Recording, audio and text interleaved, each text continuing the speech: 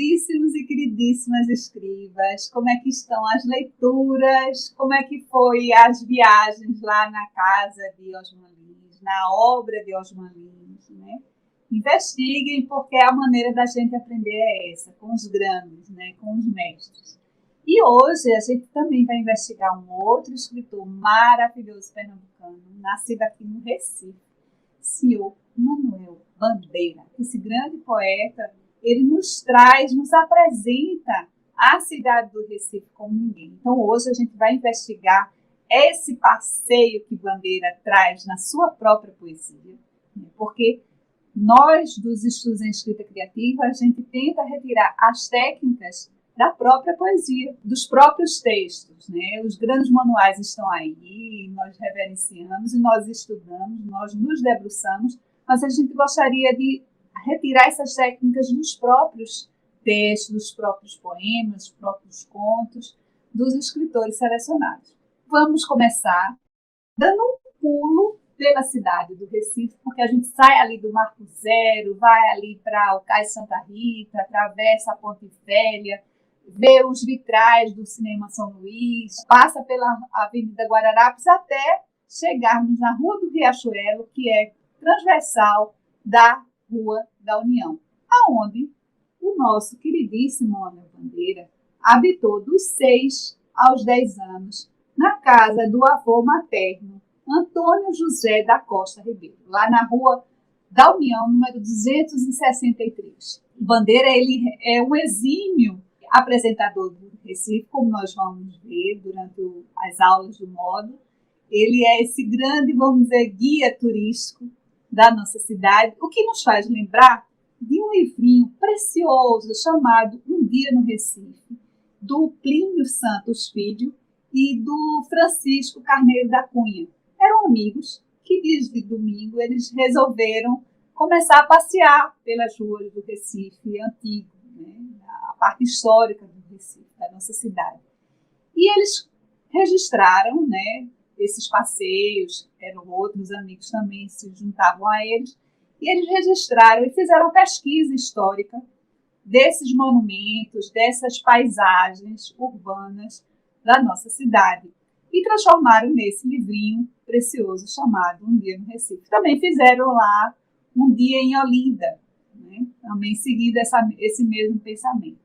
E Bandeira, ele nos traz essa, vamos dizer assim, essa apresentação da nossa cidade. Eu costumo dizer que João Cabral de Melo Neto está para a engenharia do verso, né? Essa mania que ele tinha de cizir o verso, Manuel Bandeira, ele está para a arquitetura do verso, né? Essa harmonização das estrofes do verso, né? Do ritmo. E, inclusive, ele chegou a cursar de arquitetura, mas teve que abandonar por questões de saúde, que foi a grande tônica da vida de Bandeira e que, bem ou mal, graças a ela, a essa doença, a tuberculose, e a provável e possível, cada vez mais próxima, vinda da morte da Dama Branca, né? A grande Dama Branca que permeou a vida e a obra de Bandeira. Graças a essa impossibilidade, essa grande impossibilidade que nós vimos lá em Osman Lins com Aristóteles, a gente vai perceber que Bandeira ele tentou superar essa impossibilidade da doença, da quase presença da morte, através da sua poesia, através do seu fazer artístico. E isso tem a ver, claro, com a nossa situação de isolamento, de pandemia, de superação de obstáculos que a arte nos possibilita. A poesia de Bandeira, ela tanto nos traz esse sofrimento profundo que a doença causou, quanto outros opostos. Então, a gente vê, por exemplo, o Menino e a Dor, lá quando ele vai se narrar: sou bem nascido, menino, fui como os demais feliz. Depois veio o mau destino e fez de mim o que quis. Isso se encontra assim em epígrafe, essa poesia, em A Cisa das Horas, esse livro de 1917. Só a dor enobrece, e é grande e é pura. Aprende a amá-la, que a amarás um dia, então ela será tua alegria e será ela só tua aventura.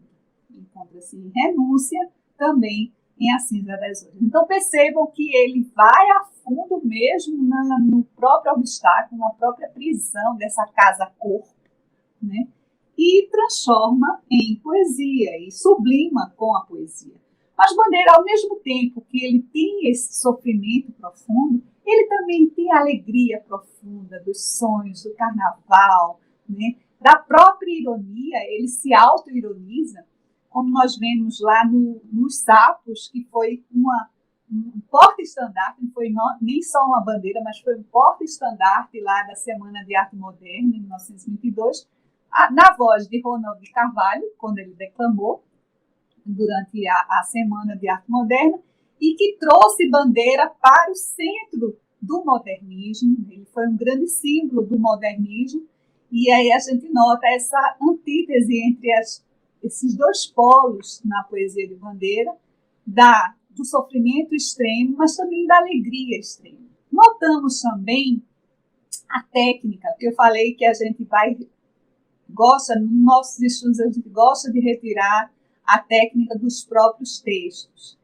E vocês que nos acompanharam em 2020, lá no módulo da língua inglesa, vocês se recordam da técnica do tom, do efeito e da intenção do Edgar Allan Poe, esse grande escritor americano, que ele vai nos fazer uma análise do próprio poema O Corvo, um poema provavelmente o mais conhecido dele, e que a filosofia da composição, esse ensaio brilhante e primoroso, ele vai trazer como ele construiu esse poema. Ele, nos recordando, a gente lembra que primeiro ele constrói uma estrofe mais forte, assim, através do recurso do refrão, Nevermore, nunca mais, apresentando esse refrão em momentos diferentes, e coloca essa estrofe, cria essa estrofe primeiro, decresce a intenção até chegar no início do poema, para dar essa sensação de crescência, né, até chegar no momento, no ápice da catarse dessa estrofe que ele criou primeiro. Então, a gente percebe a utilização do recurso do refrão, né, com Manuel Bandeira também em sua poesia. E enquanto a mansa tarde agoniza, por entre a névoa fria do mar, toda minha alma foge na brisa, tenho vontade de me matar. Ter vontade de se matar. Pensei, é coisa que não se diz, que mais a vida me pode dar, sou tão feliz.